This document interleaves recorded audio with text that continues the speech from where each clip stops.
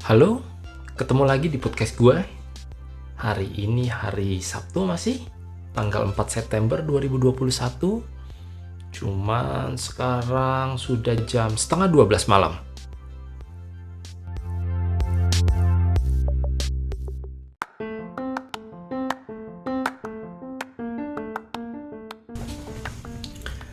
Kita langsung lanjut lagi ceritanya ya. Silakan disimak. Seiring bertambah dewasanya Steve, Clara dan Paul terus memfasilitasi rasa keingintahuan Steve akan segala sesuatu. Hal ini tentunya membuat Steve merasa bahwa dia itu spesial.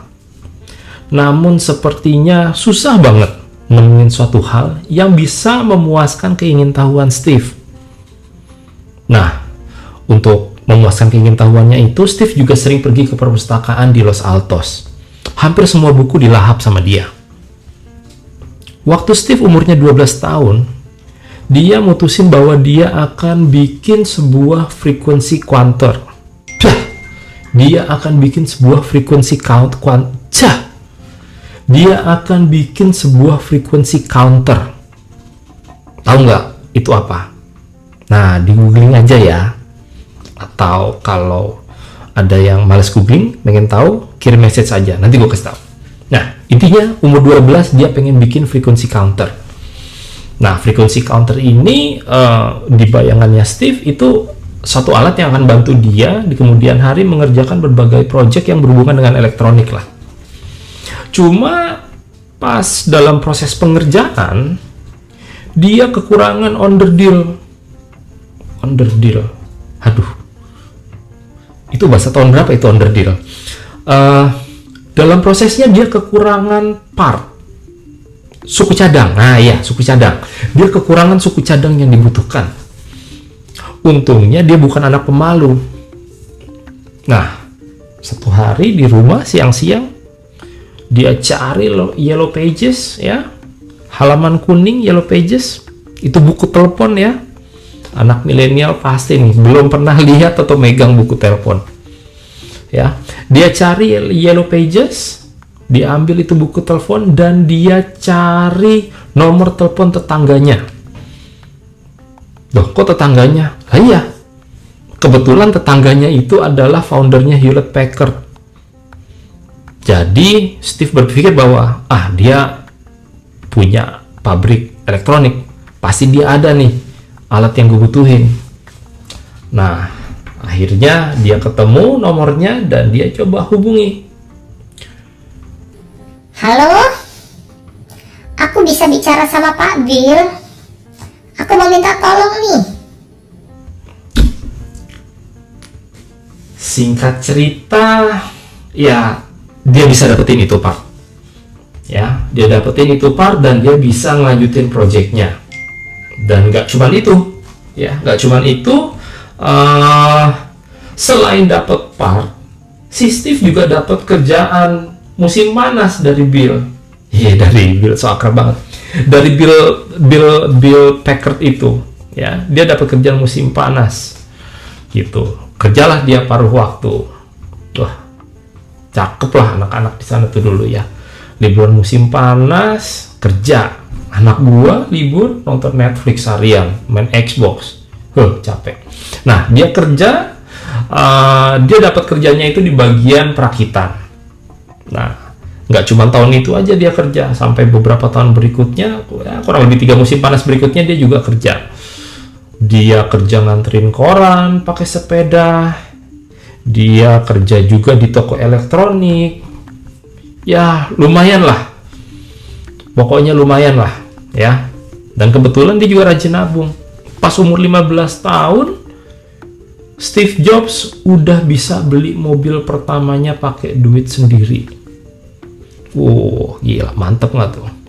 Nganter koran, ngerakit di pabrik elektronik, kerja di toko elektronik, umur 15 tahun beli mobil pakai duit sendiri. Coba kalau di kita, anak umur 15 tahun, ya palingan ngerengek, minta duit buat beli kuota sama orang tuanya. Ya.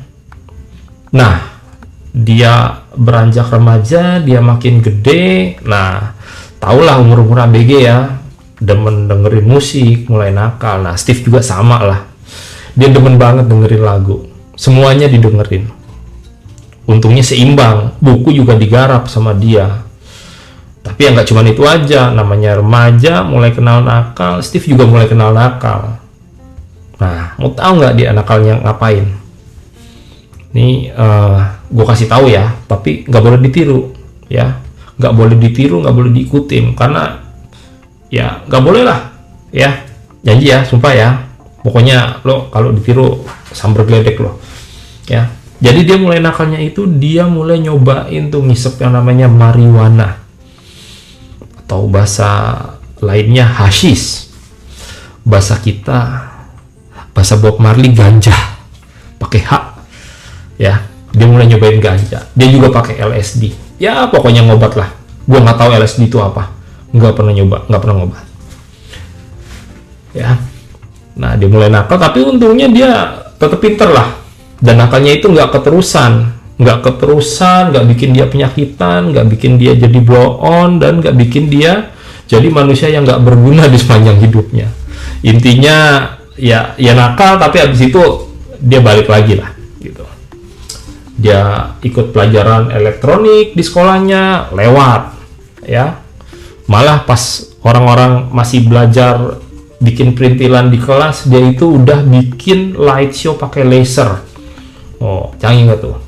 Yang mana kemudian si light show lasernya itu, kalau lagi ada pesta, dia sama teman-temannya itu bikin heboh tuh, dipakai tuh buat jadi kayak semacam lampu disco gitu.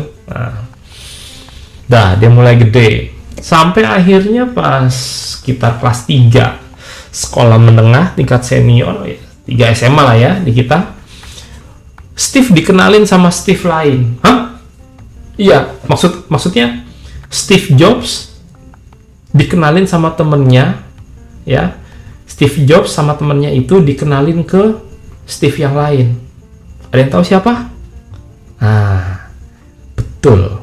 Steve Jobs pas umur kelas 3 SMA itu dia dikenalin sama Steve Wozniak, ya. Ceder. Chemistry-nya terbangun dalam sekejap mata. Mereka nyambung, mereka nyambung. Bahas musik nyambung, bahas Bob Dylan nyambung, ya. Bahas yang agak berat dikit nih, bahas angka Fibonacci nyambung, bahas tentang elektronik nyambung, ya segala nyambung lah pokoknya. Tapi Woz ini 4 tahun lebih matang dibanding Steve, ya. Dia bisa 4 tahun lebih matang dari Steve tuh karena dia lahirnya 4 tahun lebih duluan dari Steve Jobs, gitu. Pas si Steve ini di kelas 3 SMA, si Woz ini udah kuliah di Berkeley. Cuma dia anaknya, anak kuliahan kok anak. Cuma dia bocah. Cuma dia orangnya tuh lebih pemalu lah, gitu, ya. Udah tuh dia kenalan, nyambung, mereka jadi apa ya? Soulmate. Bisa dibilang soulmate kali ya. Nah, selain itu di tahun yang sama, ini nih, dia nggak cuma kenalan sama Steve Wozniak. Gak berapa lama kemudian dia juga kenalan sama satu cewek cihuy yang nanti bakal jadi pacarnya. Namanya Siti Romlah. Hehe. Bukan, Bambang. Namanya Kristen Brennan. Nah, ini nih dia nanti akan punya story panjang sama Steve Jobs, ya. Nah, storynya gimana? Kita sambung Jumat depan ya. Makasih udah dengerin. Assalamualaikum.